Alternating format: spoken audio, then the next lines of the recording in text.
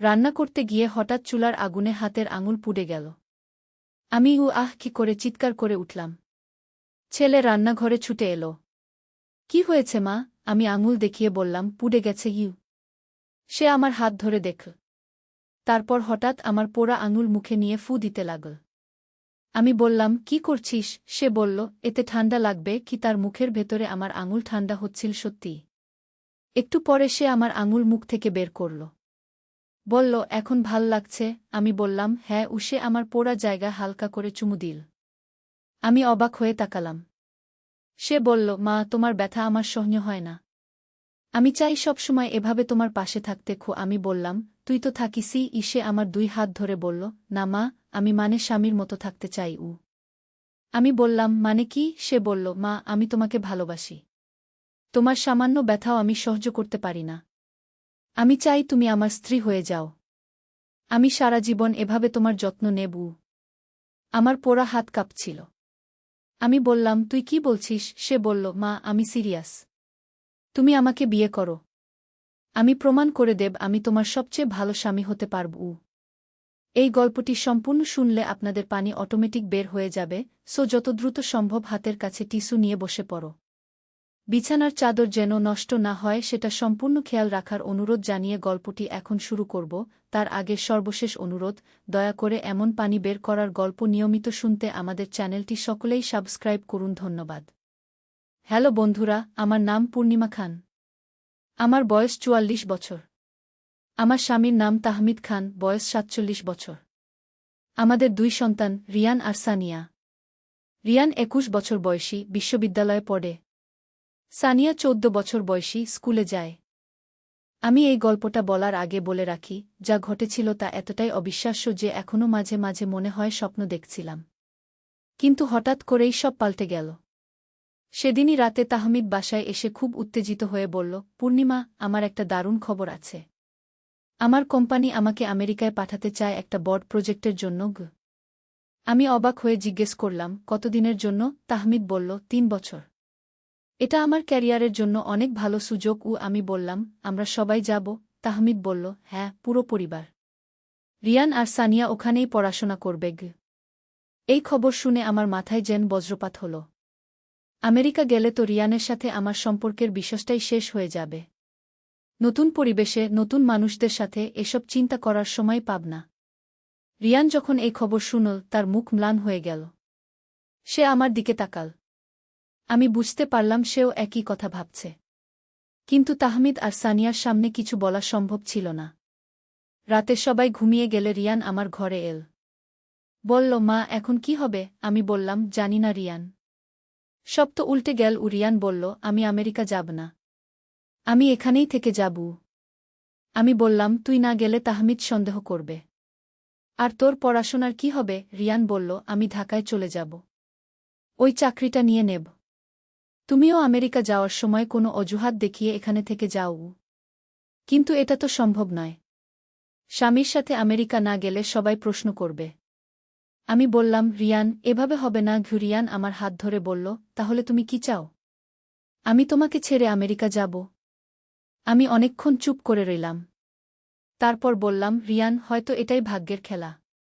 আমরা যা পরিকল্পনা করেছিলাম তা হয়তো ঠিক ছিল না। রিয়ান বলল, না মা, আমি এত সহজে হার মানব না। আমি একটা উপায় বের করব।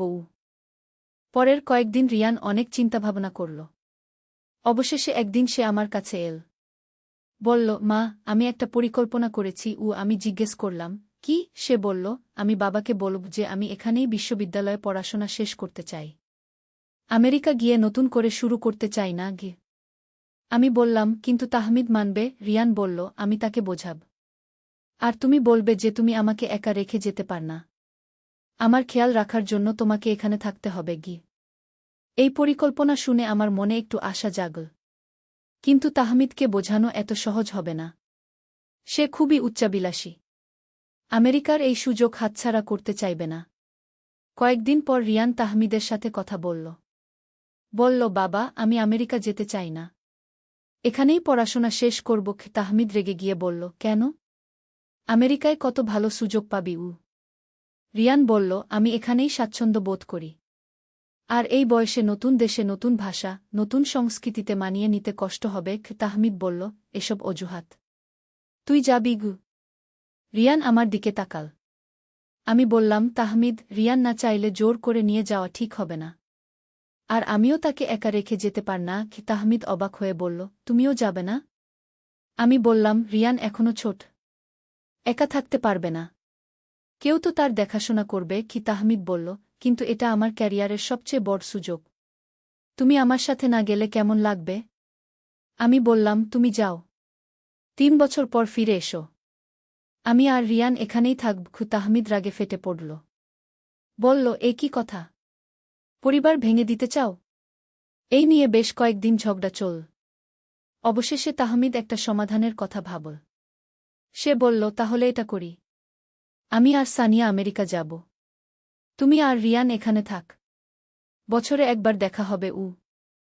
আমি মনে মনে খুশি হলাম, কিন্তু বাইরে থেকে দুঃখের ভাব করে বললাম, এছাড়া আর কোনো উপায় নেই। সানিয়াও আমেরিকা যেতে উৎসুক ছিল। সে বলল, মা, আমি বাবার সাথে যাব। ওখানে পড়াশোনা ভালো। এভাবে ঠিক হলো যে তাহমিদ আর সানিয়া আমেরিকা যাবে। আমি আর রিয়ান এখানে থাকব। তাহমিদ বলল, পূর্ণিমা, তুমি ঠিক সিদ্ধান্ত নিচ্ছ তো? পরে আফসোস করবে না? আমি বললাম, না, আমি আমার সিদ্ধান্তে স্থির আছি। ভিতরে ভিতরে আমি উৎফুল্ল হয়েছিলাম। রিয়ানের সাথে একা থাকার সুযোগ পেয়ে যাচ্ছি। 2 মাস পর তাহমিদ আর সানিয়া আমেরিকার জন্য রওনা দিল। বিদায়ের সময় তাহমিদ বলল, পূর্ণিমা, তুমি একা একা কষ্ট পেলে আমাকে জানিও। আমি ব্যবস্থা করব। আমি বললাম, হ্যাঁ, চিন্তা করো না। তাদের চলে যাওয়ার পর আমি আর রিয়ান বাসায় একা রইলাম। প্রথম কয়েকদিন খুবই অদ্ভুত লাগছিল। সানিয়ার না থাকা, তাহমিদের না থাকা। কিন্তু রিয়ানের সাথে এই নতুন জীবন শুরু করার উত্তেজনায় আমি ভরপুর ছিলাম। কিন্তু আসল ধাক্কা এলো তার পরের সপ্তাহে। একদিন সকালে আমি অসুস্থ বোধ করলাম। বমি বমি ভাব, দুর্বলতা। রিয়ান চিন্তিত হয়ে ডাক্তার দেখাতে নিয়ে গেল। ডাক্তার পরীক্ষা করে বললেন, আপনি গর্ভবতী। এই কথা শুনে আমি আর রিয়ান দুজনেই হতবাক হয়ে গেলাম। আমার বয়স 44। এই বয়সে গর্ভধারণ, আর সেটাও তাহমিদের সন্তান। ডাক্তার বললেন, প্রায় 2 মাসের গর্ভ। বাসায় ফিরে আমি আর রিয়ান দুজনেই চুপ করে বসে রইলাম। রিয়ান প্রথমে কিছু বলল না। তারপর বলল, মা, এখন কি করব? আমি বললাম, জানি না। রিয়ান বলল, বাবাকে জানাবে? আমি ভাবলাম, তাহমিদকে জানালে সে হয়তো আমাকে আমেরিকা চলে যেতে বলবে। আর তাহলে রিয়ানের সাথে আমার সম্পর্কের সব পরিকল্পনা শেষ। আমি বললাম, এখনই নয়, আগে দেখি কি করা যায়। রিয়ান বলল, মা, তুমি চাইলে কথাটা পুরো বলল না, কিন্তু আমি বুঝতে পারলাম সে গর্ভপাতের কথা বলতে চেয়েছিল। আমি বললাম, না রিয়ান, এটা ঠিক হবে না। রিয়ান বলল, তাহলে বাচ্চাটা হোক। আমি তোমার আর বাচ্চার যত্ন নেব। তার এই কথায় আমার চোখে পানি এসে গেল। আমি বললাম, রিয়ান, তুই কত ভালো, কিন্তু এটা তো তোর বাবার সন্তান। রিয়ান বলল, আমার কাছে ওটা তোর সন্তান, আর তাই আমার কাছে গুরুত্বপূর্ণ। এভাবে আরও 3 মাস কেটে গেল। আমার পেট একটু বড় হতে শুরু করল। রিয়ান আরও যত্নশীল হয়ে উঠল। ডাক্তারের কাছে নিয়ে যেত, পুষ্টিকর খাবার করে দিত, রাতে পায়ে মালিশ করে দিত। একদিন তাহমিদের ফোন এল। সে বলল, পূর্ণিমা, কেমন আছো? রিয়ান কেমন? আমি বললাম, ভালো আছি। রিয়ান খুব যত্ন নিচ্ছে। তাহমিদ বলল, ভালো। আমি আর সানিয়া ভালো আছি। কাজ অনেক চাপু। তার সাথে কথা বলতে বলতে আমার মনে হল, আমি তাকে কত বড় একটা মিথ্যা বলে যাচ্ছি। কিন্তু অন্য উপায় কি? এই অবস্থায় সত্য বলা সম্ভব নয়। আরও 2 মাস পর আমার প্রসবের সময় হল। রিয়ান আমাকে হাসপাতালে নিয়ে গেল। একটি সুস্থ মেয়ে সন্তান জন্মগ্রহণ করল।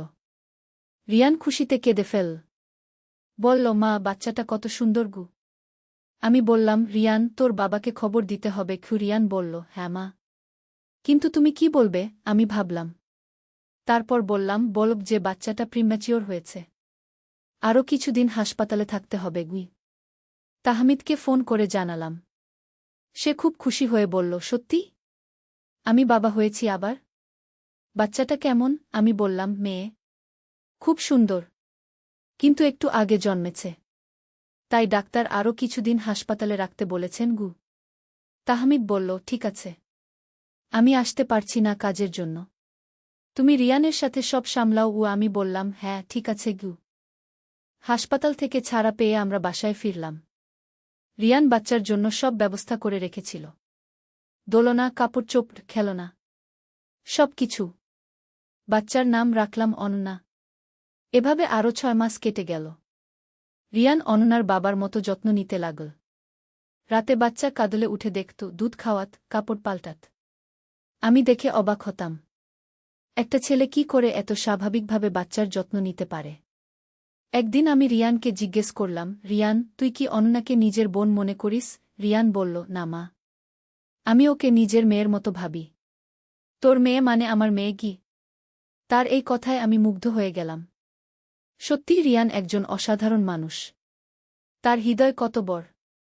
অন্যের সন্তানকেও নিজের সন্তানের মতো ভালোবাসতে পারে।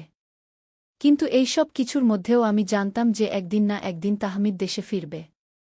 তখন এই গোপন জীবনের সব প্রকাশ পেয়ে যাবে। সেই ভয়ে আমি সব সময় থাকতাম। 1 বছর পর তাহমিদের ফোন এল।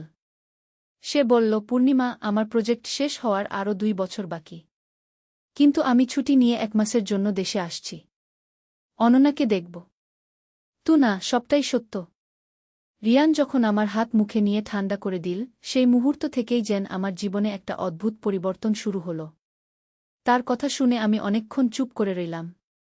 তারপর বললাম, রিয়ান, তুই কি বলছিস জানিস? এসব কথা বলতে নেই কি, কিন্তু সে আমার হাত ছাড়ল না। বরং আরও জোরে ধরল। বলল, মা, আমি জানি এটা অস্বাভাবিক শোনাচ্ছে। কিন্তু আমার মন বলছে এটাই সত্য। আমি তোমাকে ভালোবাসি। আমি তার হাত সরিয়ে দিয়ে রান্নাঘর থেকে বেরিয়ে যেতে চাইলাম।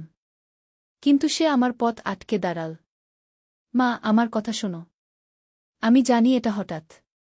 কিন্তু আমি অনেক দিন ধরে ভাবছি এই ব্যাপারে। আমি বললাম, রিয়ান, তুই পাগল হয়ে গেছিস নাকি? আমি তোর মা, তুই আমার ছেলে। এসব কথা বলা ঠিক নয়। সে বলল, কিন্তু মা, প্রকৃতিতে এমন সম্পর্ক আছে। আর আমরা তো রক্তের সম্পর্কে নেই। আমি দত্তক নেওয়া। এই কথা শুনে আমি থমকে গেলাম। হ্যাঁ, রিয়ান ঠিকই বলেছে। সে আমাদের দত্তক নেওয়া ছেলে। তার বয়স যখন মাত্র 6 মাস, তখন আমরা তাকে পালক হিসেবে নিয়ে এসেছিলাম। তারপর আইনত দত্তক নেওয়ার সব প্রক্রিয়া সম্পন্ন করেছিলাম। কিন্তু এতদিন আমরা কেউই এই বিষয়টি নিয়ে ভাবিনি। রিয়ান আমাদের নিজের সন্তানের মতোই ছিল। এমনকি সে নিজেও জানত যে সে দত্তক। কিন্তু কখনো এভাবে ভাবেনি। আমি বললাম, হ্যাঁ, তুই দত্তক। কিন্তু তাই বলে কথা শেষ করতে পারলাম না। সে এগিয়ে এসে আমার 2 গাল হাতে নিয়ে বলল, মা, আমি জানি এটা অস্বাভাবিক। কিন্তু আমার হৃদয় বলছে এটাই ঠিক। আমি তোমাকে একজন নারী হিসেবে ভালোবাসি। তার কথা শুনে আমার মাথা ঘুরতে শুরু করল। আমি বসে পড়লাম রান্নাঘরের চেয়ারে। রিয়ান আমার পাশে হাঁটু গেড়ে বসল। বলল, মা, তুমি চিন্তা করো। আমি অপেক্ষা করব। কিন্তু প্লিজ আমার প্রস্তাবটা ভাবো। আমি বললাম, রিয়ান, এই ব্যাপারে তোর বাবার সাথে কথা বলেছিস? সে মাথা নেড়ে বলল, না।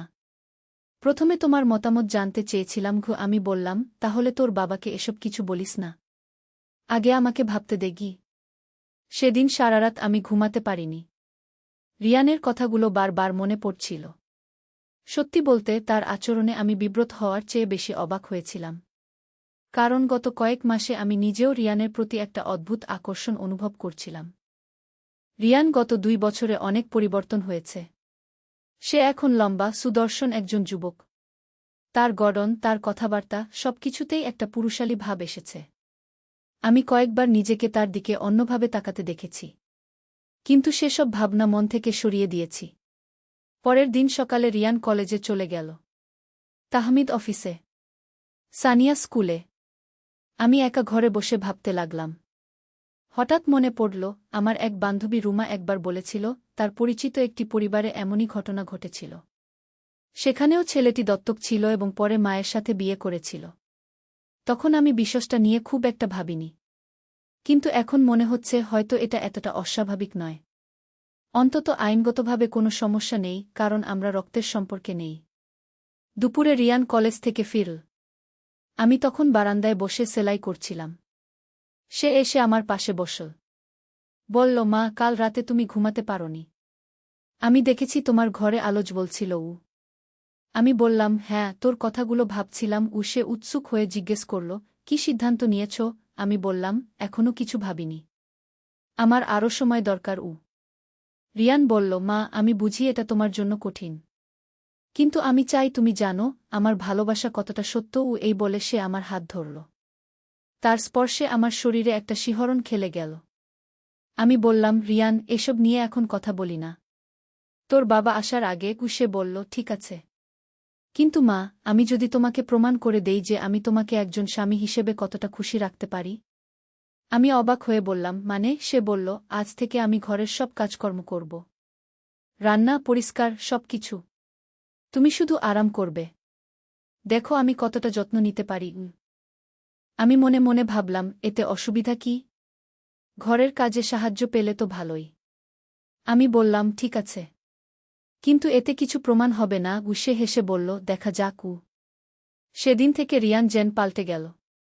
সকালে ঘুম থেকে উঠেই সে চা বানিয়ে আমার বিছানায় দিয়ে যেত।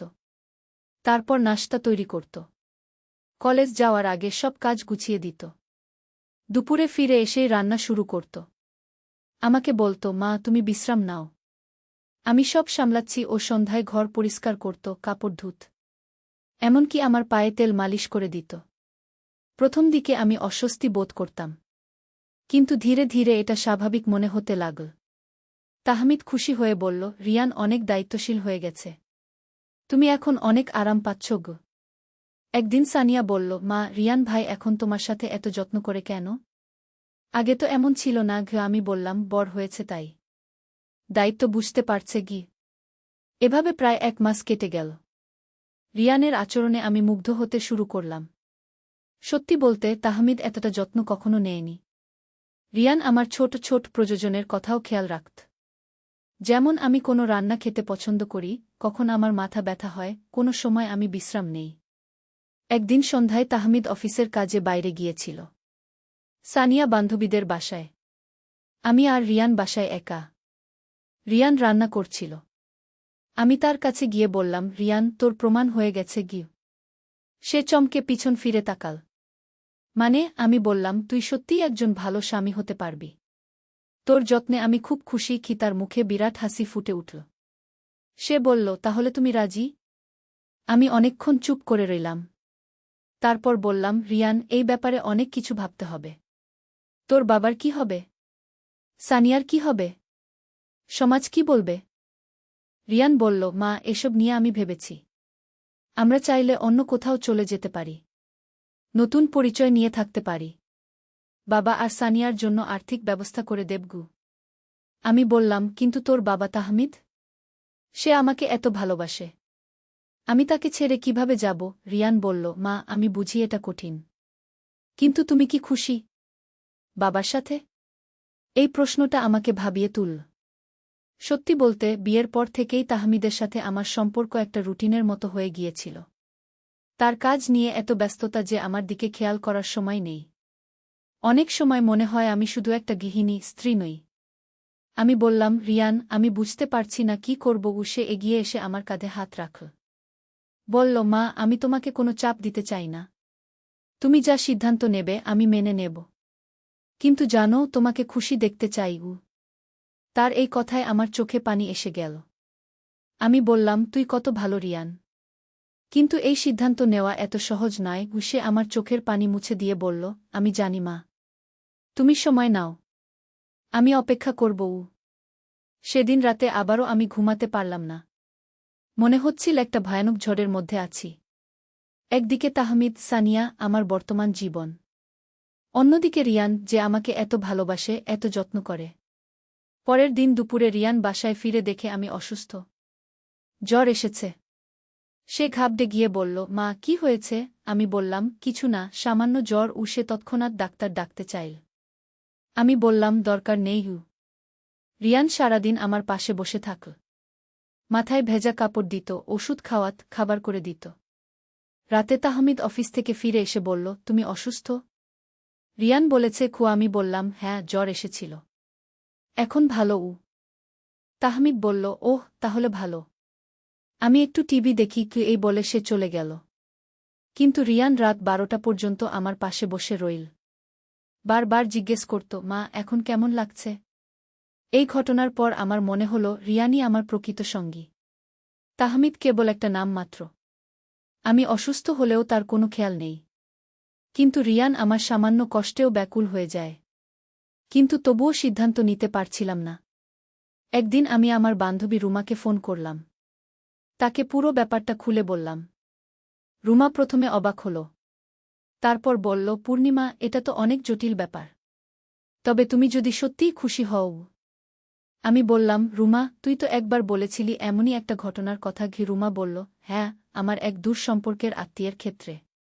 সেখানে ছেলেটা দত্তক ছিল। পরে মায়ের সাথে বিয়ে করেছে। এখন তারা ভালো আছে। আমি জিজ্ঞেস করলাম, সমাজে কোনো সমস্যা হয়নি? রুমা বলল, প্রথমে কিছু কথাবার্তা হয়েছিল। কিন্তু তারা অন্য জায়গা চলে গেছে। এখন নতুন পরিচয় নিয়ে থাকে। রুমার কথা শুনে আমার মনে একটু সাহস এল। আমি ভাবলাম হয়তো এটা সম্ভব। কিন্তু তাহমিদ আর সানিয়ার কথা ভেবে আবার দ্বিধায় পড়লাম। একদিন সন্ধ্যায় রিয়ান আমাকে বলল, মা, আমি একটা চাকরির ইন্টারভিউ দিয়েছি ঢাকায়। যদি হয়ে যায় তাহলে আমি ঢাকায় থাকব। আমি চমকে জিজ্ঞেস করলাম, কেন? সে বলল, তুমি যদি আমার প্রস্তাব প্রত্যাখ্যান করো তাহলে আমার এখানে থাকা ঠিক হবে না। আমি তোমাকে অস্বস্তিতে ফেলতে চাই না। তার কথা শুনে আমার মনে হল যেন কেউ আমার হৃদয়ে ছুরি বিধিয়ে দিল। আমি বললাম, রিয়ান, তুই এখানেই থাক। আমি আমি রাজি। রিয়ান অবিশ্বাসের চোখে তাকাল। বলল, সত্যি? আমি মাথা নেড়ে বললাম, হ্যাঁ। কিন্তু শর্ত হল আমরা একটু সময় নেব। আস্তে আস্তে ব্যাপারটা এগোবু। রিয়ান খুশিতে আমাকে জড়িয়ে ধরল। বলল, মা, তুমি দেখবে আমি তোমাকে কত খুশি রাখব। আমিও তার আলিঙ্গনে নিজেকে হারিয়ে ফেললাম। মনে হল এতদিন যেন অনাবৃষ্টির পর বৃষ্টি এল। সংস্কৃতিতে মানিয়ে নিতে কষ্ট হবে। তাহমিদ বলল, এসব অজুহাত। তুই যাবি? রিয়ান আমার দিকে তাকাল। আমি বললাম, তাহমিদ, রিয়ান না চাইলে জোর করে নিয়ে যাওয়া ঠিক হবে না। আর আমিও তাকে একা রেখে যেতে পার না।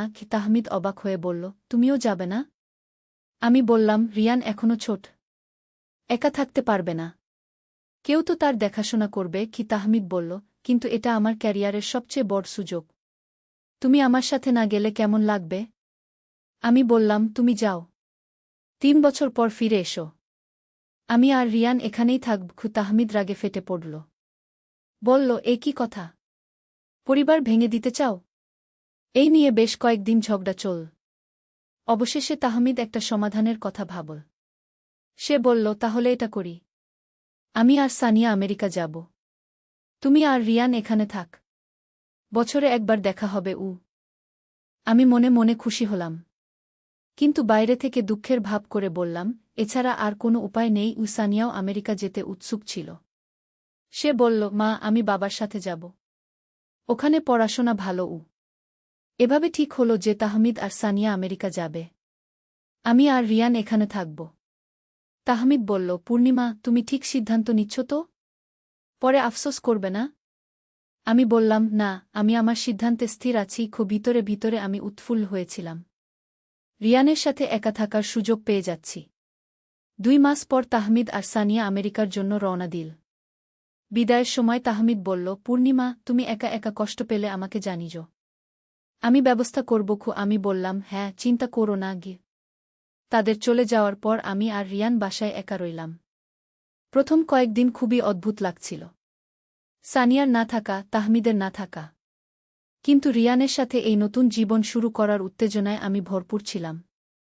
কিন্তু আসল ধাক্কা এলো তার পরের সপ্তাহে। একদিন সকালে আমি অসুস্থ বোধ করলাম।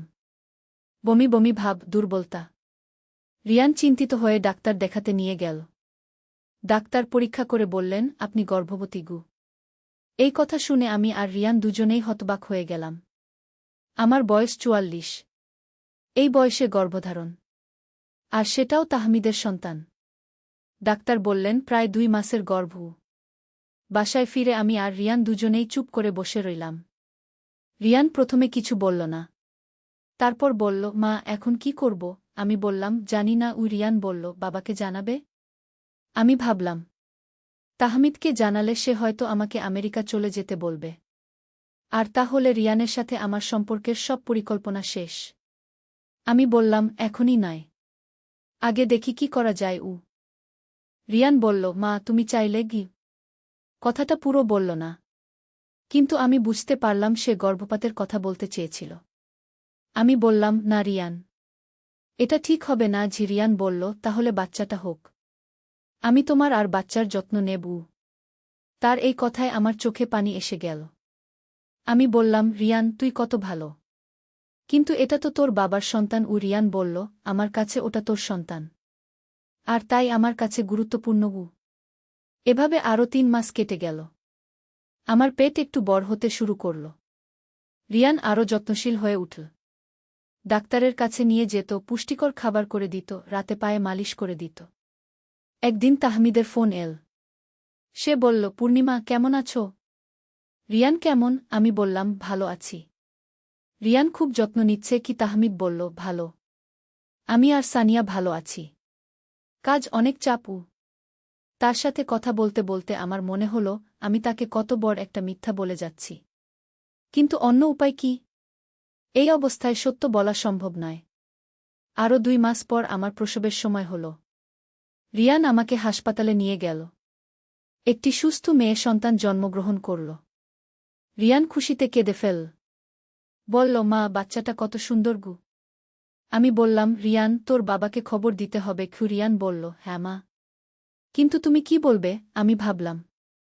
তারপর বললাম, বলব যে বাচ্চাটা প্রিম্যাচিওর হয়েছে, আরও কিছুদিন হাসপাতালে থাকতে হবে। তাহমিদকে ফোন করে জানালাম। সে খুব খুশি হয়ে বলল, সত্যি? আমি বাবা হয়েছি আবার? বাচ্চাটা কেমন? আমি বললাম, মেয়ে, খুব সুন্দর, কিন্তু একটু আগে জন্মেছে, তাই ডাক্তার আরও কিছুদিন হাসপাতালে রাখতে বলেছেন। তাহমিদ বলল, ঠিক আছে, আমি আসতে পারছি না কাজের জন্য, তুমি রিয়ানের সাথে সব সামলাও। আমি বললাম, হ্যাঁ ঠিক আছে। হাসপাতাল থেকে ছাড়া পেয়ে আমরা বাসায় ফিরলাম। রিয়ান বাচ্চার জন্য সব ব্যবস্থা করে রেখেছিল, দোলনা, কাপড় চোপড়, খেলনা, সব কিছু। বাচ্চার নাম রাখলাম অনন্যা। এভাবে আরও 6 মাস কেটে গেল। রিয়ান অনন্যার বাবার মতো যত্ন নিতে লাগল। রাতে বাচ্চা কাঁদলে উঠে দেখত, দুধ খাওয়াত, কাপড় পাল্টাত। আমি দেখে অবাক হতাম, একটা ছেলে কি করে এত স্বাভাবিকভাবে বাচ্চার যত্ন নিতে পারে। একদিন আমি রিয়ানকে জিজ্ঞেস করলাম, রিয়ান তুই কি অনন্যাকে নিজের বোন মনে করিস? রিয়ান বলল, না মা, আমি ওকে নিজের মেয়ের মতো ভাবি। তোর মেয়ে মানে আমার মেয়ে কি? তার এই কথায় আমি মুগ্ধ হয়ে গেলাম। সত্যি রিয়ান একজন অসাধারণ মানুষ। তার হৃদয় কত বড়, অন্যের সন্তানকেও নিজের সন্তানের মতো ভালোবাসতে পারে। কিন্তু এই সব কিছুর মধ্যেও আমি জানতাম যে একদিন না একদিন তাহমিদ দেশে ফিরবে। তখন এই গোপন জীবনের সব প্রকাশ পেয়ে যাবে। সেই ভয়ে আমি সব সময় থাকতাম। 1 বছর পর তাহমিদের ফোন এল। সে বলল, পূর্ণিমা আমার প্রজেক্ট শেষ হওয়ার আরও 2 বছর বাকি, কিন্তু আমি ছুটি নিয়ে 1 মাসের জন্য দেশে আসছি। অনন্যাকে দেখব। না, সবটাই সত্য। রিয়ান যখন আমার হাত মুখে নিয়ে ঠান্ডা করে দিল, সেই মুহূর্ত থেকেই যেন আমার জীবনে একটা অদ্ভুত পরিবর্তন শুরু হল। তার কথা শুনে আমি অনেকক্ষণ চুপ করে রইলাম। তারপর বললাম, রিয়ান তুই কি বলছিস জানিস? এসব কথা বলতে নেই কি? কিন্তু সে আমার হাত ছাড়ল না, বরং আরও জোরে ধরল। বলল, মা আমি জানি এটা অস্বাভাবিক শোনাচ্ছে, কিন্তু আমার মন বলছে এটাই সত্য। আমি তোমাকে ভালোবাসি। আমি তার হাত সরিয়ে দিয়ে রান্নাঘর থেকে বেরিয়ে যেতে চাইলাম, কিন্তু সে আমার পথ আটকে দাঁড়াল। মা আমার কথা শোনো, আমি জানি এটা হঠাৎ, কিন্তু আমি অনেক দিন ধরে ভাবছি এই ব্যাপারে। আমি বললাম, রিয়ান তুই পাগল হয়ে গেছিস নাকি? আমি তোর মা, তুই আমার ছেলে, এসব কথা বলা ঠিক নয়। সে বলল, কিন্তু মা প্রকৃতিতে এমন সম্পর্ক আছে, আর আমরা তো রক্তের সম্পর্কে নেই। আমি দত্তক নেওয়া। এই কথা শুনে আমি থমকে গেলাম। হ্যাঁ, রিয়ান ঠিকই বলেছে, সে আমাদের দত্তক নেওয়া ছেলে। তার বয়স যখন মাত্র 6 মাস, তখন আমরা তাকে পালক হিসেবে নিয়ে এসেছিলাম। তারপর আইনত দত্তক নেওয়ার সব প্রক্রিয়া সম্পন্ন করেছিলাম। কিন্তু এতদিন আমরা কেউই এই বিষয়টি নিয়ে ভাবিনি। রিয়ান আমাদের নিজের সন্তানের মতোই ছিল। এমনকি সে নিজেও জানত যে সে দত্তক। কিন্তু কখনো এভাবে ভাবেনি। আমি বললাম, হ্যাঁ তুই দত্তক। কিন্তু তাই বলে কথা শেষ করতে পারলাম না। সে এগিয়ে এসে আমার 2 গাল হাতে নিয়ে বলল, মা আমি জানি এটা অস্বাভাবিক। কিন্তু আমার হৃদয় বলছে এটাই ঠিক। আমি তোমাকে একজন নারী হিসেবে ভালোবাসি। তার কথা শুনে আমার মাথা ঘুরতে শুরু করল।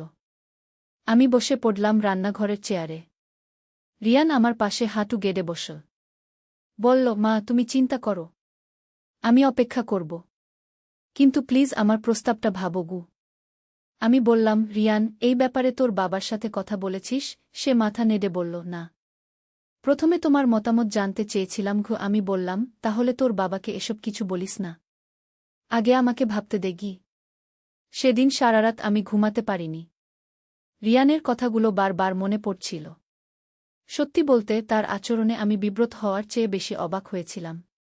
কারণ গত কয়েক মাসে আমি নিজেও রিয়ানের প্রতি একটা অদ্ভুত আকর্ষণ অনুভব করছিলাম। রিয়ান গত 2 বছরে অনেক পরিবর্তন হয়েছে। সে এখন লম্বা, সুদর্শন একজন যুবক। তার গড়ন, তার কথাবার্তা সবকিছুতেই একটা পুরুষালী ভাব এসেছে। আমি কয়েকবার নিজেকে তার দিকে অন্যভাবে তাকাতে দেখেছি। কিন্তু সেসব ভাবনা মন থেকে সরিয়ে দিয়েছি। পরের দিন সকালে রিয়ান কলেজে চলে গেল। তাহমিদ অফিসে, সানিয়া স্কুলে। আমি একা ঘরে বসে ভাবতে লাগলাম। হঠাৎ মনে পড়ল, আমার এক বান্ধবী রুমা একবার বলেছিল তার পরিচিত একটি পরিবারে এমনই ঘটনা ঘটেছিল। সেখানেও ছেলেটি দত্তক ছিল এবং পরে মায়ের সাথে বিয়ে করেছিল। তখন আমি বিষয়টা নিয়ে খুব একটা ভাবিনি। কিন্তু এখন মনে হচ্ছে হয়তো এটা এতটা অস্বাভাবিক নয়। অন্তত আইনগতভাবে কোনো সমস্যা নেই, কারণ আমরা রক্তের সম্পর্কে নেই। দুপুরে রিয়ান কলেজ থেকে ফিরল। আমি তখন বারান্দায় বসে সেলাই করছিলাম। সে এসে আমার পাশে বসল। বলল, মা কাল রাতে তুমি ঘুমাতে পারোনি। আমি দেখেছি তোমার ঘরে আলো জ্বলছিল। আমি বললাম, হ্যাঁ তোর কথাগুলো ভাবছিলাম। সে উৎসুক হয়ে জিজ্ঞেস করল, কি সিদ্ধান্ত নিয়েছ? আমি বললাম, এখনো কিছু ভাবিনি। আমার আরও সময় দরকার। রিয়ান বলল, মা আমি বুঝি এটা তোমার জন্য কঠিন। কিন্তু আমি চাই তুমি জানো আমার ভালোবাসা কতটা সত্য। এই বলে সে আমার হাত ধরল।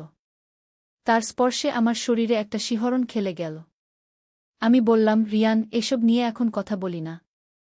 তোর বাবা আসার আগে। সে বলল, ঠিক আছে।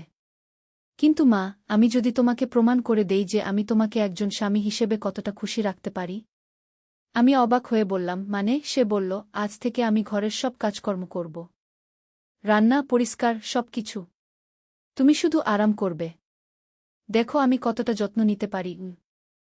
আমি মনে মনে ভাবলাম, এতে অসুবিধা কি? ঘরের কাজে সাহায্য পেলে তো ভালোই। আমি বললাম, ঠিক আছে। কিন্তু এতে কিছু প্রমাণ হবে না। সে হেসে বলল, দেখা যাক। সেদিন থেকে রিয়ান যেন পাল্টে গেল। সকালে ঘুম থেকে উঠেই সে চা বানিয়ে আমার বিছানায় দিয়ে যেত। তারপর নাশতা তৈরি করত। কলেজ যাওয়ার আগে সব কাজ গুছিয়ে দিত। দুপুরে ফিরে এসেই রান্না শুরু করত।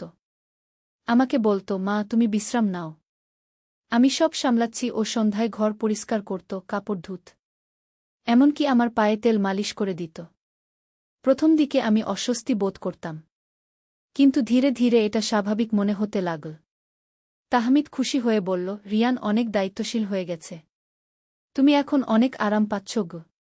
একদিন সানিয়া বলল, মা রিয়ান ভাই এখন তোমার সাথে এত যত্ন করে কেন? আগে তো এমন ছিল না। আমি বললাম, বড় হয়েছে তাই। দায়িত্ব বুঝতে পারছে গি। এভাবে প্রায় 1 মাস কেটে গেল। রিয়ানের আচরণে আমি মুগ্ধ হতে শুরু করলাম। সত্যি বলতে তাহমিদ এতটা যত্ন কখনো নেয়নি। রিয়ান আমার ছোট ছোট প্রয়োজনের কথাও খেয়াল রাখত। যেমন আমি কোনো রান্না খেতে পছন্দ করি, কখন আমার মাথা ব্যথা হয়, কোনো সময় আমি বিশ্রাম নেই। একদিন সন্ধ্যায় তাহমিদ অফিসের কাজে বাইরে গিয়েছিল।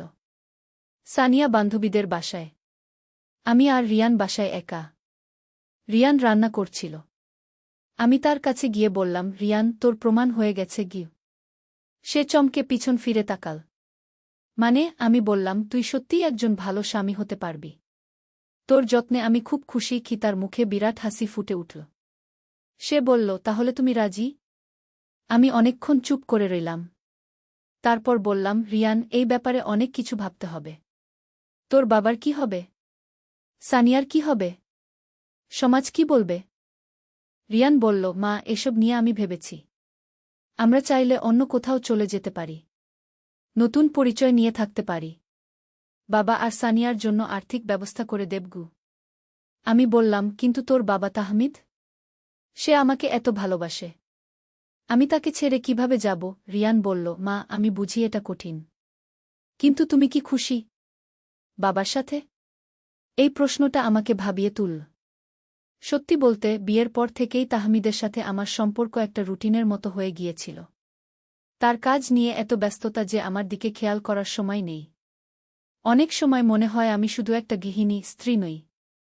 আমি বললাম, রিয়ান, আমি বুঝতে পারছি না কি করব। সে এগিয়ে এসে আমার কাঁধে হাত রাখল। বলল, মা, আমি তোমাকে কোনো চাপ দিতে চাই না। তুমি যা সিদ্ধান্ত নেবে আমি মেনে নেব। কিন্তু জানো, তোমাকে খুশি দেখতে চাই। তার এই কথায় আমার চোখে পানি এসে গেল। আমি বললাম, তুই কত ভালো রিয়ান। কিন্তু এই সিদ্ধান্ত নেওয়া এত সহজ নয়। সে আমার চোখের পানি মুছে দিয়ে বলল, আমি জানি মা। তুমি সময় নাও।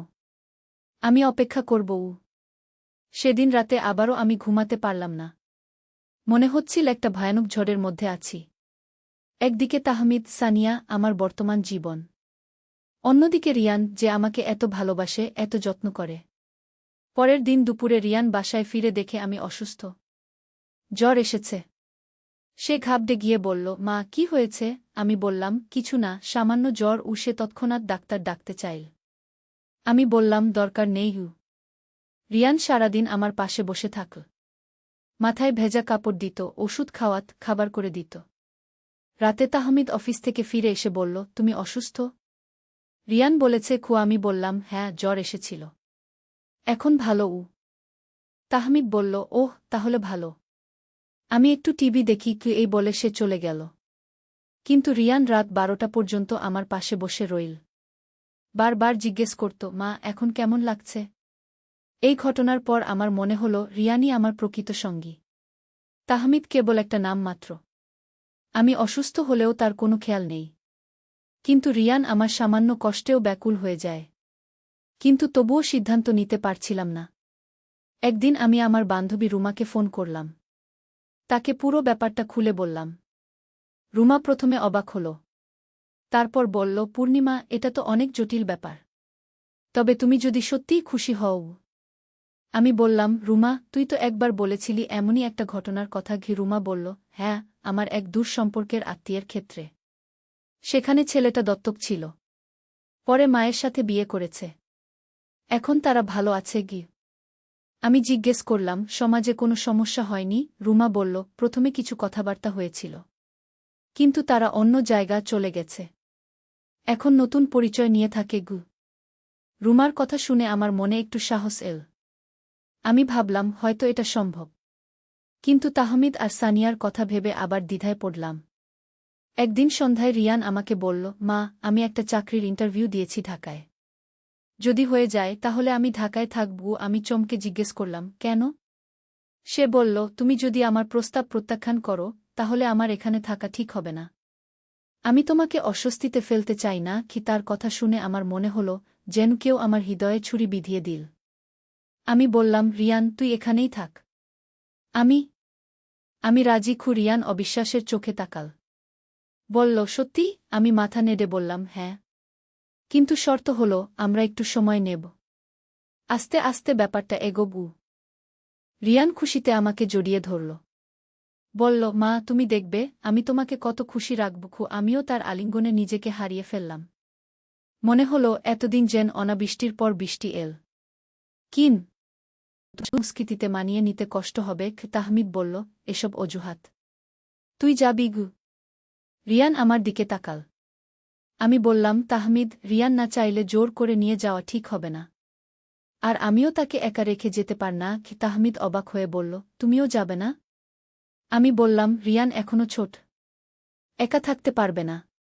কেউ তো তার দেখাশোনা করবে। তাহমিদ বলল, কিন্তু এটা আমার ক্যারিয়ারের সবচেয়ে বড় সুযোগ। তুমি আমার সাথে না গেলে কেমন লাগবে? আমি বললাম, তুমি যাও। 3 বছর পর ফিরে এসো। আমি আর রিয়ান এখানেই থাকব। তাহমিদ রাগে ফেটে পড়ল। বলল, এ কি কথা? পরিবার ভেঙে দিতে চাও? এই নিয়ে বেশ কয়েকদিন ঝগড়া চল। অবশেষে তাহমিদ একটা সমাধানের কথা ভাবল। সে বলল, তাহলে এটা করি। আমি আর সানিয়া আমেরিকা যাব। তুমি আর রিয়ান এখানে থাক।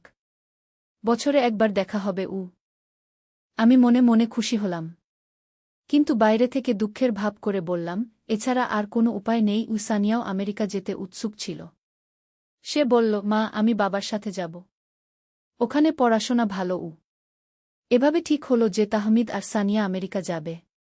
আমি আর রিয়ান এখানে থাকব। তাহমিদ বলল, পূর্ণিমা, তুমি ঠিক সিদ্ধান্ত নিচ্ছ তো? পরে আফসোস করবে না? আমি বললাম, না, আমি আমার সিদ্ধান্তে স্থির আছি। খুব ভিতরে ভিতরে আমি উৎফুল্ল হয়েছিলাম। রিয়ানের সাথে একা থাকার সুযোগ পেয়ে যাচ্ছি। 2 মাস পর তাহমিদ আর সানিয়া আমেরিকার জন্য রওনা দিল। বিদায়ের সময় তাহমিদ বলল, পূর্ণিমা, তুমি একা একা কষ্ট পেলে আমাকে জানিও। আমি ব্যবস্থা করব। আমি বললাম, হ্যাঁ, চিন্তা করো না গে। তাদের চলে যাওয়ার পর আমি আর রিয়ান বাসায় একা রইলাম। প্রথম কয়েকদিন খুবই অদ্ভুত লাগছিল। সানিয়ার না থাকা, তাহমিদের না থাকা। কিন্তু রিয়ানের সাথে এই নতুন জীবন শুরু করার উত্তেজনায় আমি ভরপুর ছিলাম। কিন্তু আসল ধাক্কা এলো তার পরের সপ্তাহে। একদিন সকালে আমি অসুস্থ বোধ করলাম। বমি বমি ভাব, দুর্বলতা। রিয়ান চিন্তিত হয়ে ডাক্তার দেখাতে নিয়ে গেল। ডাক্তার পরীক্ষা করে বললেন, আপনি গর্ভবতী। এই কথা শুনে আমি আর রিয়ান দুজনেই হতবাক হয়ে গেলাম। আমার বয়স 44। এই বয়সে গর্ভধারণ, আর সেটাও তাহমিদের সন্তান। ডাক্তার বললেন, প্রায় 2 মাসের গর্ভ। বাসায় ফিরে আমি আর রিয়ান দুজনেই চুপ করে বসে রইলাম। রিয়ান প্রথমে কিছু বলল না। তারপর বলল, মা, এখন কি করব? আমি বললাম, জানি না। রিয়ান বলল, বাবাকে জানাবে? আমি ভাবলাম, তাহমিদকে জানালে সে হয়তো আমাকে আমেরিকা চলে যেতে বলবে। আর তাহলে রিয়ানের সাথে আমার সম্পর্কের সব পরিকল্পনা শেষ।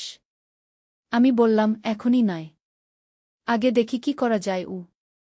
রিয়ান বলল, মা, তুমি চাইলে গি। কথাটা পুরো বলল না, কিন্তু আমি বুঝতে পারলাম সে গর্ভপাতের কথা বলতে চেয়েছিল। আমি বললাম, না রিয়ান, এটা ঠিক হবে না। রিয়ান বলল, তাহলে বাচ্চাটা হোক। আমি তোমার আর বাচ্চার যত্ন নেব। তার এই কথায় আমার চোখে পানি এসে গেল। আমি বললাম, রিয়ান, তুই কত ভালো, কিন্তু এটা তো তোর বাবার সন্তান। রিয়ান বলল, আমার কাছে ওটা তোর সন্তান, আর তাই আমার কাছে গুরুত্বপূর্ণ। এভাবে আরও 3 মাস কেটে গেল। আমার পেট একটু বড় হতে শুরু করল। রিয়ান আরও যত্নশীল হয়ে উঠল।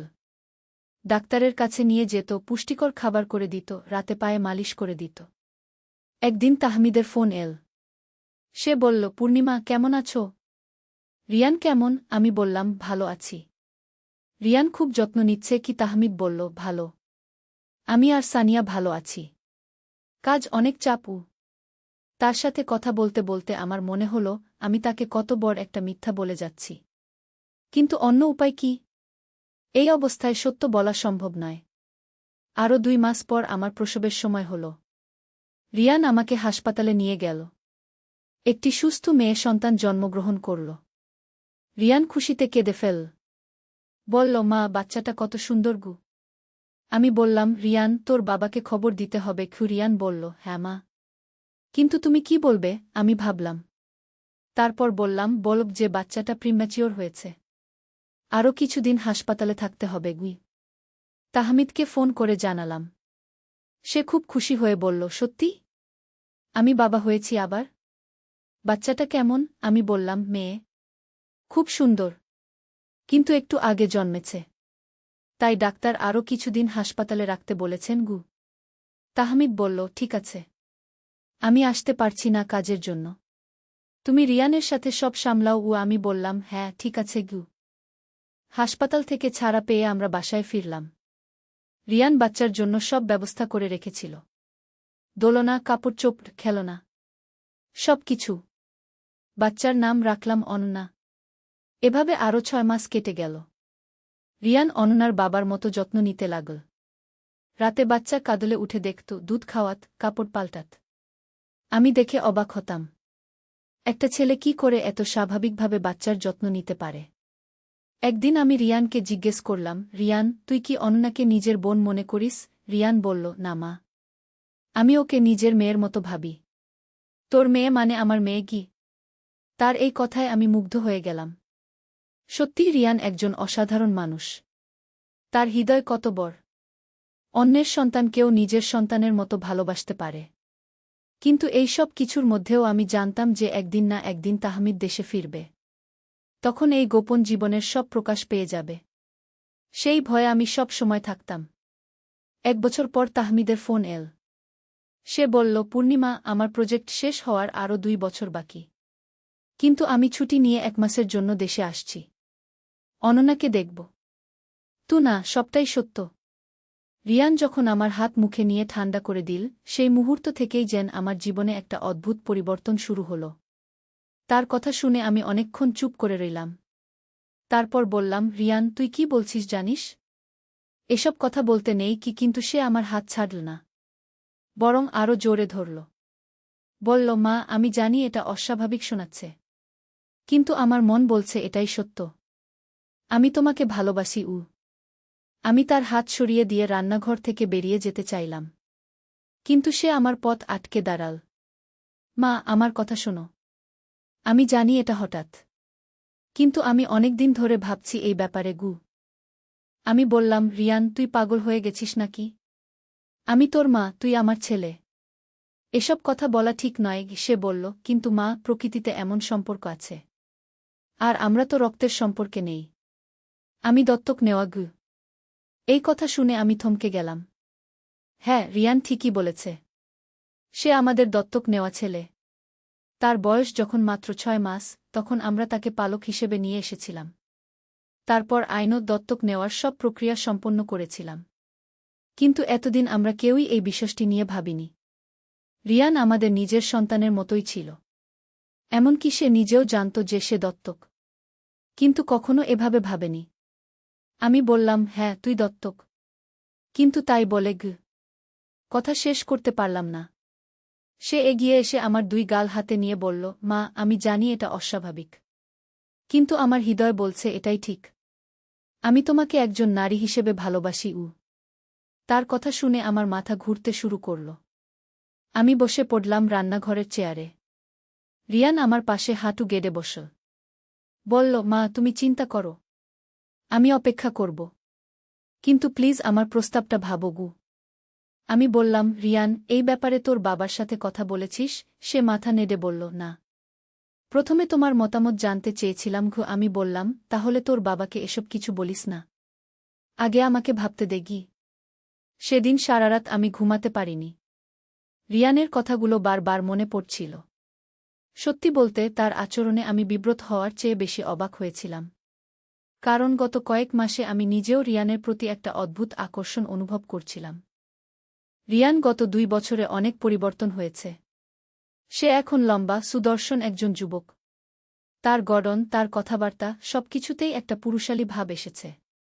আমি কয়েকবার নিজেকে তার দিকে অন্যভাবে তাকাতে দেখেছি। কিন্তু সেসব ভাবনা মন থেকে সরিয়ে দিয়েছি। পরের দিন সকালে রিয়ান কলেজে চলে গেল। তাহমিদ অফিসে। সানিয়া স্কুলে। আমি একা ঘরে বসে ভাবতে লাগলাম।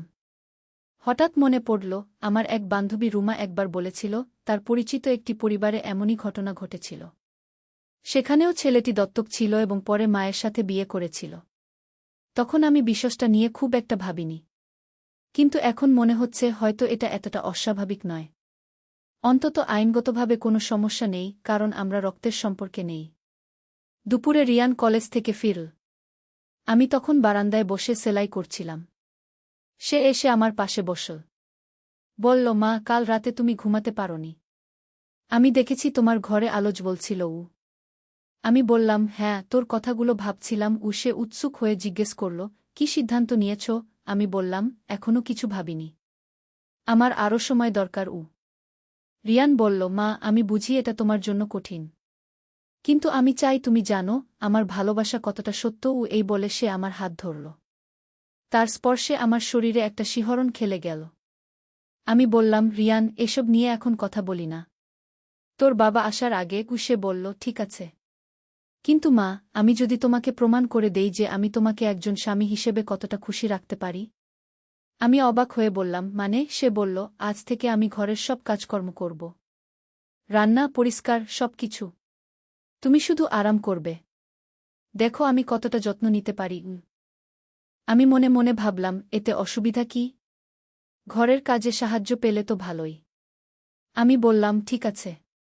কিন্তু এতে কিছু প্রমাণ হবে না। সে হেসে বলল, দেখা যাক। সেদিন থেকে রিয়ান যেন পাল্টে গেল। সকালে ঘুম থেকে উঠেই সে চা বানিয়ে আমার বিছানায় দিয়ে যেত। তারপর নাশতা তৈরি করত। কলেজ যাওয়ার আগে সব কাজ গুছিয়ে দিত। দুপুরে ফিরে এসেই রান্না শুরু করত। আমাকে বলতো, মা তুমি বিশ্রাম নাও, আমি সব সামলাচ্ছি। ও সন্ধ্যায় ঘর পরিষ্কার করত, কাপড় ধুত, এমনকি আমার পায়ে তেল মালিশ করে দিত। প্রথম দিকে আমি অস্বস্তি বোধ করতাম, কিন্তু ধীরে ধীরে এটা স্বাভাবিক মনে হতে লাগল। তাহমিদ খুশি হয়ে বলল, রিয়ান অনেক দায়িত্বশীল হয়ে গেছে। তুমি এখন অনেক আরাম পাচ্ছ গো। একদিন সানিয়া বলল, মা রিয়ান ভাই এখন তোমার সাথে এত যত্ন করে কেন? আগে তো এমন ছিল না। আমি বললাম, বড় হয়েছে তাই। দায়িত্ব বুঝতে পারছে গি। এভাবে প্রায় 1 মাস কেটে গেল। রিয়ানের আচরণে আমি মুগ্ধ হতে শুরু করলাম। সত্যি বলতে তাহমিদ এতটা যত্ন কখনো নেয়নি। রিয়ান আমার ছোট ছোট প্রয়োজনের কথাও খেয়াল রাখত। যেমন আমি কোনো রান্না খেতে পছন্দ করি, কখন আমার মাথা ব্যথা হয়, কোনো সময় আমি বিশ্রাম নেই। একদিন সন্ধ্যায় তাহমিদ অফিসের কাজে বাইরে গিয়েছিল। সানিয়া বান্ধবীদের বাসায়। আমি আর রিয়ান বাসায় একা। রিয়ান রান্না করছিল। আমি তার কাছে গিয়ে বললাম, রিয়ান তোর প্রমাণ হয়ে গেছে গি। সে চমকে পিছন ফিরে তাকাল।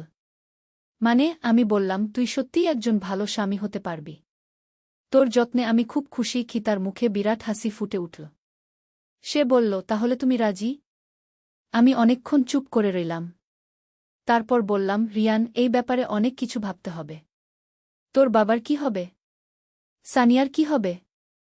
সমাজ কি বলবে? রিয়ান বলল, মা এসব নিয়ে আমি ভেবেছি। আমরা চাইলে অন্য কোথাও চলে যেতে পারি, নতুন পরিচয় নিয়ে থাকতে পারি। বাবা আর সানিয়ার জন্য আর্থিক ব্যবস্থা করে দেবগু। আমি বললাম, কিন্তু তোর বাবা তাহমিদ? সে আমাকে এত ভালোবাসে, আমি তাকে ছেড়ে কিভাবে যাব? রিয়ান বলল, মা আমি বুঝি এটা কঠিন, কিন্তু তুমি কি খুশি বাবার সাথে? এই প্রশ্নটা আমাকে ভাবিয়ে তুলল। সত্যি বলতে বিয়ের পর থেকেই তাহমিদের সাথে আমার সম্পর্ক একটা রুটিনের মতো হয়ে গিয়েছিল। তার কাজ নিয়ে এত ব্যস্ততা যে আমার দিকে খেয়াল করার সময় নেই। অনেক সময় মনে হয় আমি শুধু একটা গৃহিণী, স্ত্রী নই।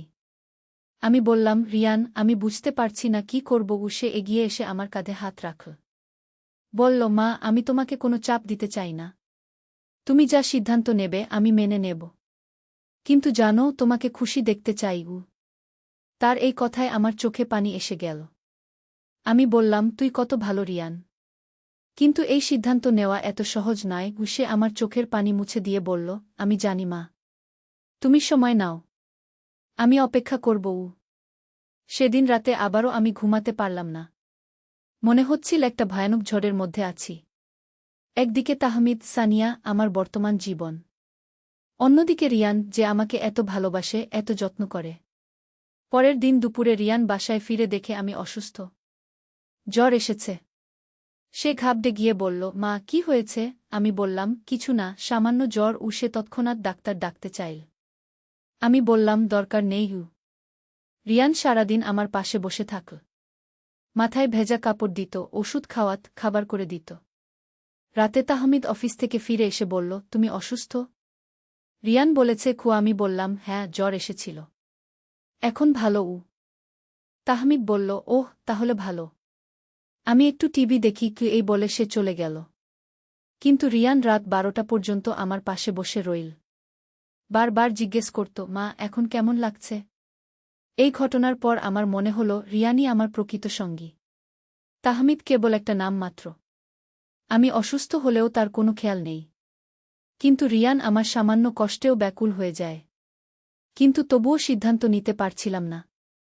একদিন আমি আমার বান্ধবী রুমাকে ফোন করলাম। তাকে পুরো ব্যাপারটা খুলে বললাম। রুমা প্রথমে অবাক হল। তারপর বলল, পূর্ণিমা এটা তো অনেক জটিল ব্যাপার।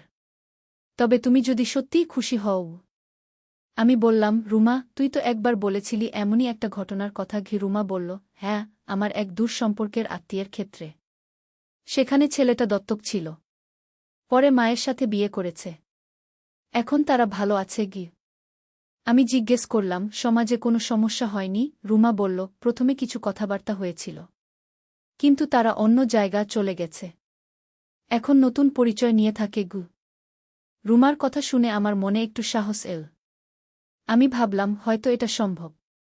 কিন্তু তাহমিদ আর সানিয়ার কথা ভেবে আবার দ্বিধায় পড়লাম। একদিন সন্ধ্যায় রিয়ান আমাকে বলল, মা, আমি একটা চাকরির ইন্টারভিউ দিয়েছি ঢাকায়। যদি হয়ে যায় তাহলে আমি ঢাকায় থাকব। আমি চমকে জিজ্ঞেস করলাম, কেন? সে বলল, তুমি যদি আমার প্রস্তাব প্রত্যাখ্যান করো তাহলে আমার এখানে থাকা ঠিক হবে না। আমি তোমাকে অস্বস্তিতে ফেলতে চাই না কি? তার কথা শুনে আমার মনে হল যেন কেউ আমার হৃদয়ে ছুরি বিধিয়ে দিল। আমি বললাম, রিয়ান, তুই এখানেই থাক। আমি আমি রাজি। রিয়ান অবিশ্বাসের চোখে তাকাল। বলল, সত্যি? আমি মাথা নেড়ে বললাম, হ্যাঁ। কিন্তু শর্ত হলো আমরা একটু সময় নেব। আস্তে আস্তে ব্যাপারটা এগোবু। রিয়ান খুশিতে আমাকে জড়িয়ে ধরল। বলল, মা, তুমি দেখবে আমি তোমাকে কত খুশি রাখব। আমিও তার আলিঙ্গনে নিজেকে হারিয়ে ফেললাম। মনে হল এতদিন যেন অনাবৃষ্টির পর বৃষ্টি এল। কিন সংস্কৃতিতে মানিয়ে নিতে কষ্ট হবে। তাহমিদ বলল, এসব অজুহাত। তুই যাবি গু। রিয়ান আমার দিকে তাকাল। আমি বললাম, তাহমিদ, রিয়ান না চাইলে জোর করে নিয়ে যাওয়া ঠিক হবে না। আর আমিও তাকে একা রেখে যেতে পার না। তাহমিদ অবাক হয়ে বলল, তুমিও যাবে না? আমি বললাম, রিয়ান এখনো ছোট, একা থাকতে পারবে না। কেউ তো তার দেখাশোনা করবে। তাহমিদ বলল, কিন্তু এটা আমার ক্যারিয়ারের সবচেয়ে বড় সুযোগ। তুমি আমার সাথে না গেলে কেমন লাগবে? আমি বললাম, তুমি যাও। 3 বছর পর ফিরে এসো। আমি আর রিয়ান এখানেই থাকব। তাহমিদ রাগে ফেটে পড়ল। বলল, এ কি কথা? পরিবার ভেঙে দিতে চাও? এই নিয়ে বেশ কয়েকদিন ঝগড়া চল। অবশেষে তাহমিদ একটা সমাধানের কথা ভাবল। সে বলল, তাহলে এটা করি। আমি আর সানিয়া আমেরিকা যাব। তুমি আর রিয়ান এখানে থাক। বছরে একবার দেখা হবে। আমি মনে মনে খুশি হলাম। কিন্তু বাইরে থেকে দুঃখের ভাব করে বললাম, এছাড়া আর কোনো উপায় নেই। সানিয়াও আমেরিকা যেতে উৎসুক ছিল। সে বলল, মা, আমি বাবার সাথে যাব। ওখানে পড়াশোনা ভালো। এভাবে ঠিক হলো যে তাহমিদ আর সানিয়া আমেরিকা যাবে। আমি আর রিয়ান এখানে থাকব। তাহমিদ বলল, পূর্ণিমা, তুমি ঠিক সিদ্ধান্ত নিচ্ছ তো? পরে আফসোস করবে না? আমি বললাম, না, আমি আমার সিদ্ধান্তে স্থির আছি। ভিতরে ভিতরে আমি উৎফুল্ল হয়েছিলাম। রিয়ানের সাথে একা থাকার সুযোগ পেয়ে যাচ্ছি। 2 মাস পর তাহমিদ আর সানিয়া আমেরিকার জন্য রওনা দিল। বিদায়ের সময় তাহমিদ বলল, পূর্ণিমা, তুমি একা একা কষ্ট পেলে আমাকে জানিজ। আমি ব্যবস্থা করব। আমি বললাম, হ্যাঁ, চিন্তা করো না গি। তাদের চলে যাওয়ার পর আমি আর রিয়ান বাসায় একা রইলাম। প্রথম কয়েকদিন খুবই অদ্ভুত লাগছিল। সানিয়ার না থাকা, তাহমিদের না থাকা। কিন্তু রিয়ানের সাথে এই নতুন জীবন শুরু করার উত্তেজনায় আমি ভরপুর ছিলাম। কিন্তু আসল ধাক্কা এলো তার পরের সপ্তাহে। একদিন সকালে আমি অসুস্থ বোধ করলাম। বমি বমি ভাব, দুর্বলতা। রিয়ান চিন্তিত হয়ে ডাক্তার দেখাতে নিয়ে গেল। ডাক্তার পরীক্ষা করে বললেন, আপনি গর্ভবতী গু। এই কথা শুনে আমি আর রিয়ান দুজনেই হতবাক হয়ে গেলাম। আমার বয়স 44। এই বয়সে গর্ভধারণ। আর সেটাও তাহমিদের সন্তান। ডাক্তার বললেন, প্রায় 2 মাসের গর্ভ। বাসায় ফিরে আমি আর রিয়ান দুজনেই চুপ করে বসে রইলাম। রিয়ান প্রথমে কিছু বলল না। তারপর বলল, মা, এখন কি করব? আমি বললাম, জানি না। রিয়ান বলল, বাবাকে জানাবে? আমি ভাবলাম, তাহমিদকে জানালে সে হয়তো আমাকে আমেরিকা চলে যেতে বলবে। আর তাহলে রিয়ানের সাথে আমার সম্পর্কের সব পরিকল্পনা শেষ। আমি বললাম, এখনই নয়, আগে দেখি কি করা যায়। রিয়ান বলল, মা, তুমি চাইলে গি। কথাটা পুরো বলল না। কিন্তু আমি বুঝতে পারলাম সে গর্ভপাতের কথা বলতে চেয়েছিল। আমি বললাম, না রিয়ান, এটা ঠিক হবে না। রিয়ান বলল, তাহলে বাচ্চাটা হোক। আমি তোমার আর বাচ্চার যত্ন নেব। তার এই কথায় আমার চোখে পানি এসে গেল। আমি বললাম, রিয়ান, তুই কত ভালো। কিন্তু এটা তো তোর বাবার সন্তান। রিয়ান বলল, আমার কাছে ওটা তোর সন্তান। আর তাই আমার কাছে গুরুত্বপূর্ণ। এভাবে আরও 3 মাস কেটে গেল। আমার পেট একটু বড় হতে শুরু করল। রিয়ান আরও যত্নশীল হয়ে উঠল।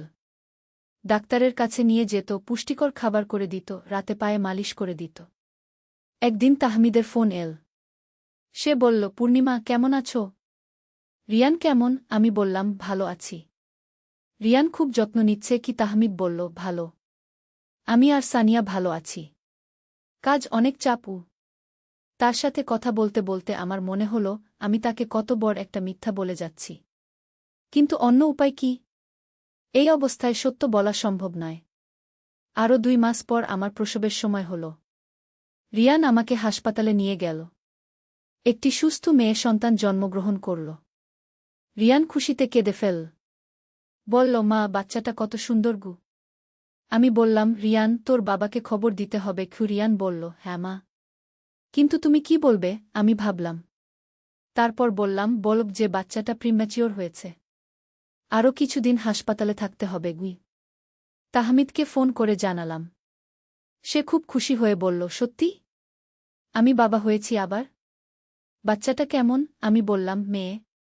খুব সুন্দর। কিন্তু একটু আগে জন্মেছে। তাই ডাক্তার আরও কিছুদিন হাসপাতালে রাখতে বলেছেন গু। তাহমিদ বলল, ঠিক আছে। আমি আসতে পারছি না কাজের জন্য। তুমি রিয়ানের সাথে সব সামলাও। আমি বললাম, হ্যাঁ ঠিক আছে গু। হাসপাতাল থেকে ছাড়া পেয়ে আমরা বাসায় ফিরলাম। রিয়ান বাচ্চার জন্য সব ব্যবস্থা করে রেখেছিল। দোলনা, কাপড়-চোপড়, খেলনা, সব কিছু। বাচ্চার নাম রাখলাম অনন্যা। এভাবে আরও 6 মাস কেটে গেল। রিয়ান অনন্যার বাবার মতো যত্ন নিতে লাগল। রাতে বাচ্চা কাঁদলে উঠে দেখত, দুধ খাওয়াত, কাপড় পাল্টাত। আমি দেখে অবাক হতাম। একটা ছেলে কি করে এত স্বাভাবিকভাবে বাচ্চার যত্ন নিতে পারে? একদিন আমি রিয়ানকে জিজ্ঞেস করলাম, রিয়ান, তুই কি অনন্যাকে নিজের বোন মনে করিস? রিয়ান বলল, না মা। আমি ওকে নিজের মেয়ের মতো ভাবি। তোর মেয়ে মানে আমার মেয়ে কি? তার এই কথায় আমি মুগ্ধ হয়ে গেলাম। সত্যি রিয়ান একজন অসাধারণ মানুষ। তার হৃদয় কত বড়। অন্যের সন্তানকেও নিজের সন্তানের মতো ভালোবাসতে পারে। কিন্তু এই সব কিছুর মধ্যেও আমি জানতাম যে একদিন না একদিন তাহমিদ দেশে ফিরবে। তখন এই গোপন জীবনের সব প্রকাশ পেয়ে যাবে। সেই ভয়ে আমি সব সময় থাকতাম। 1 বছর পর তাহমিদের ফোন এল। সে বলল, পূর্ণিমা, আমার প্রজেক্ট শেষ হওয়ার আরও 2 বছর বাকি। কিন্তু আমি ছুটি নিয়ে 1 মাসের জন্য দেশে আসছি। অনন্যাকে দেখব। না, সবটাই সত্য।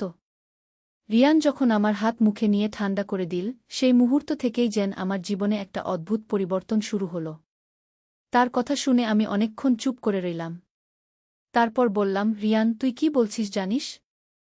এসব কথা বলতে নেই কি? কিন্তু সে আমার হাত ছাড়ল না, বরং আরও জোরে ধরল। বলল, মা, আমি জানি এটা অস্বাভাবিক শোনাচ্ছে, কিন্তু আমার মন বলছে এটাই সত্য। আমি তোমাকে ভালোবাসি। আমি তার হাত সরিয়ে দিয়ে রান্নাঘর থেকে বেরিয়ে যেতে চাইলাম। কিন্তু সে আমার পথ আটকে দাঁড়াল। মা, আমার কথা শোনো। আমি জানি এটা হঠাৎ, কিন্তু আমি অনেকদিন ধরে ভাবছি এই ব্যাপারে গু।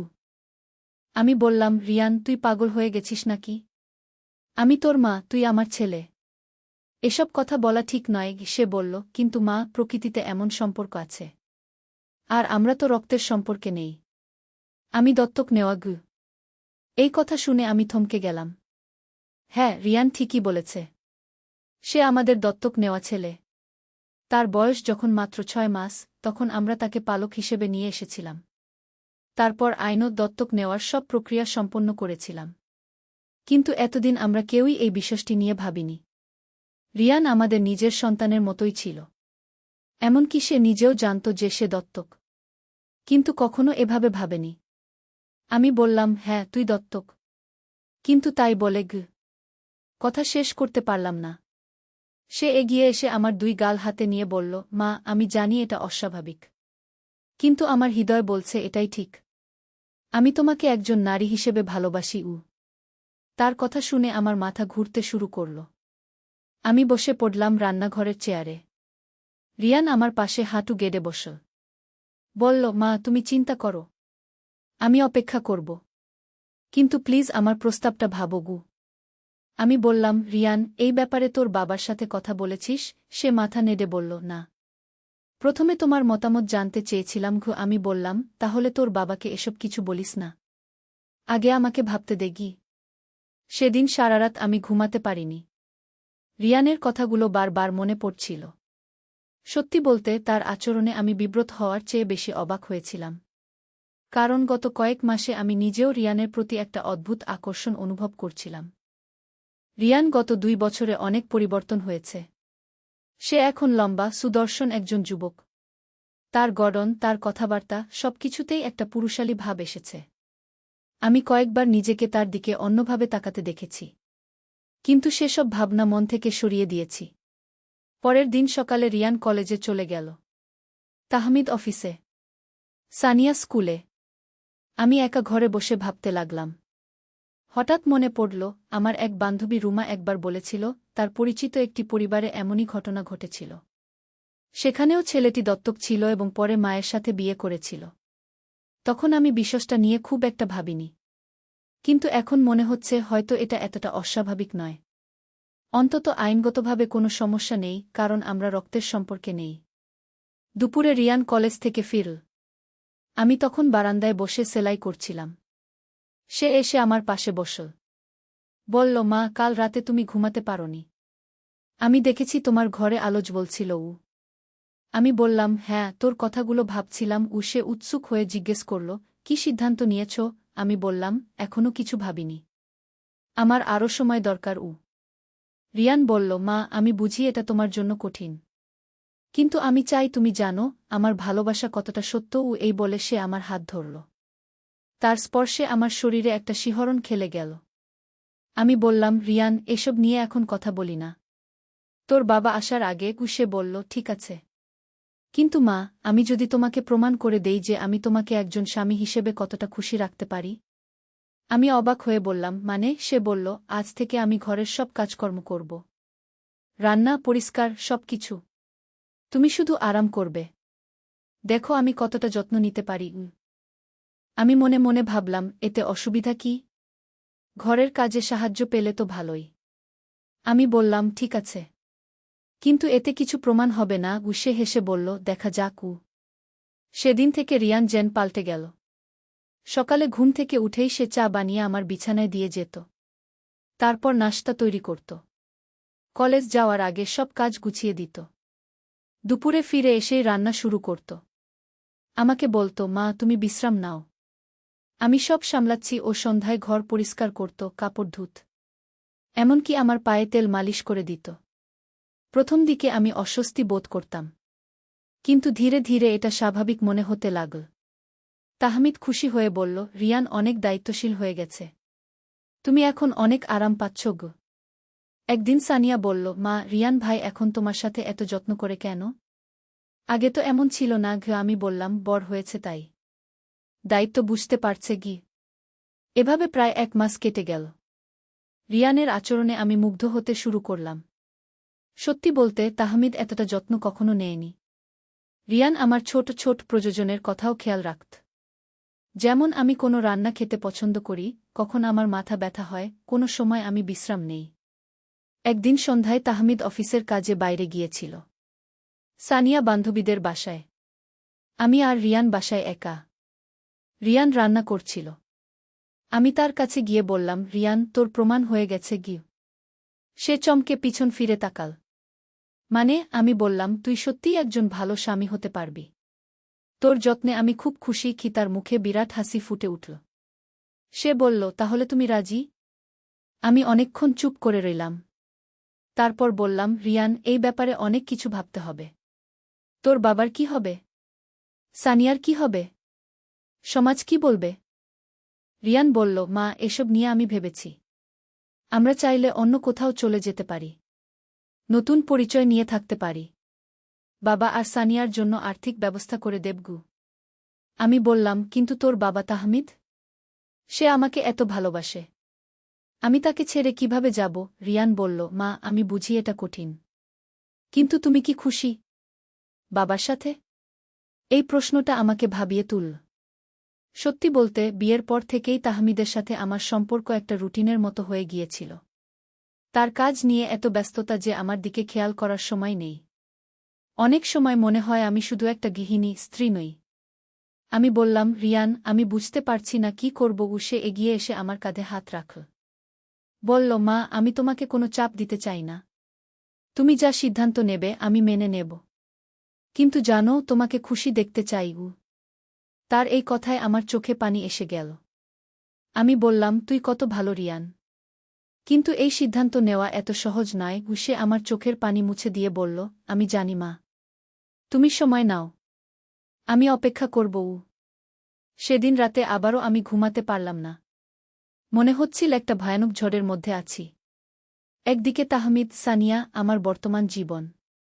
অন্যদিকে রিয়ান, যে আমাকে এত ভালোবাসে, এত যত্ন করে। পরের দিন দুপুরে রিয়ান বাসায় ফিরে দেখে আমি অসুস্থ। জ্বর এসেছে। সে ঘাবড়ে গিয়ে বলল, মা, কি হয়েছে? আমি বললাম, কিছু না, সামান্য জ্বর। সে তৎক্ষণাৎ ডাক্তার ডাকতে চাইল। আমি বললাম, দরকার নেই। রিয়ান সারাদিন আমার পাশে বসে থাকল। মাথায় ভেজা কাপড় দিত, ওষুধ খাওয়াত, খাবার করে দিত। রাতে তাহমিদ অফিস থেকে ফিরে এসে বলল, তুমি অসুস্থ? রিয়ান বলেছে আমি বললাম, হ্যাঁ, জ্বর এসেছিল। এখন ভালো। তাহমিদ বলল, ওহ, তাহলে ভালো। আমি একটু টিভি দেখি এই বলে সে চলে গেল। কিন্তু রিয়ান রাত 12টা পর্যন্ত আমার পাশে বসে রইল। বারবার জিজ্ঞেস করত, মা, এখন কেমন লাগছে? এই ঘটনার পর আমার মনে হল রিয়ানই আমার প্রকৃত সঙ্গী। তাহমিদ কেবল একটা নাম মাত্র। আমি অসুস্থ হলেও তার কোনো খেয়াল নেই। কিন্তু রিয়ান আমার সামান্য কষ্টেও ব্যাকুল হয়ে যায়। কিন্তু তবুও সিদ্ধান্ত নিতে পারছিলাম না। একদিন আমি আমার বান্ধবী রুমাকে ফোন করলাম। তাকে পুরো ব্যাপারটা খুলে বললাম। রুমা প্রথমে অবাক হল। তারপর বলল, পূর্ণিমা, এটা তো অনেক জটিল ব্যাপার। তবে তুমি যদি সত্যিই খুশি হও। আমি বললাম, রুমা, তুই তো একবার বলেছিলি এমনই একটা ঘটনার কথা। রুমা বলল, হ্যাঁ, আমার এক দূর সম্পর্কের আত্মীয়ের ক্ষেত্রে। সেখানে ছেলেটা দত্তক ছিল। পরে মায়ের সাথে বিয়ে করেছে। এখন তারা ভালো আছে। আমি জিজ্ঞেস করলাম, সমাজে কোনো সমস্যা হয়নি? রুমা বলল, প্রথমে কিছু কথাবার্তা হয়েছিল। কিন্তু তারা অন্য জায়গা চলে গেছে। এখন নতুন পরিচয় নিয়ে থাকে। রুমার কথা শুনে আমার মনে একটু সাহস এল। আমি ভাবলাম, হয়তো এটা সম্ভব। কিন্তু তাহমিদ আর সানিয়ার কথা ভেবে আবার দ্বিধায় পড়লাম। একদিন সন্ধ্যায় রিয়ান আমাকে বলল, মা, আমি একটা চাকরির ইন্টারভিউ দিয়েছি ঢাকায়। যদি হয়ে যায় তাহলে আমি ঢাকায় থাকব। আমি চমকে জিজ্ঞেস করলাম, কেন? সে বলল, তুমি যদি আমার প্রস্তাব প্রত্যাখ্যান করো, তাহলে আমার এখানে থাকা ঠিক হবে না। আমি তোমাকে অস্বস্তিতে ফেলতে চাই না। তার কথা শুনে আমার মনে হল যেন কেউ আমার হৃদয়ে ছুরি বিধিয়ে দিল। আমি বললাম, রিয়ান, তুই এখানেই থাক। আমি রাজি। রিয়ান অবিশ্বাসের চোখে তাকাল। বলল, সত্যি? আমি মাথা নেড়ে বললাম, হ্যাঁ। কিন্তু শর্ত হল, আমরা একটু সময় নেব। আস্তে আস্তে ব্যাপারটা এগোব। রিয়ান খুশিতে আমাকে জড়িয়ে ধরল। বলল, মা, তুমি দেখবে আমি তোমাকে কত খুশি রাখব। আমিও তার আলিঙ্গনে নিজেকে হারিয়ে ফেললাম। মনে হল এতদিন যেন অনাবৃষ্টির পর বৃষ্টি এল। কিন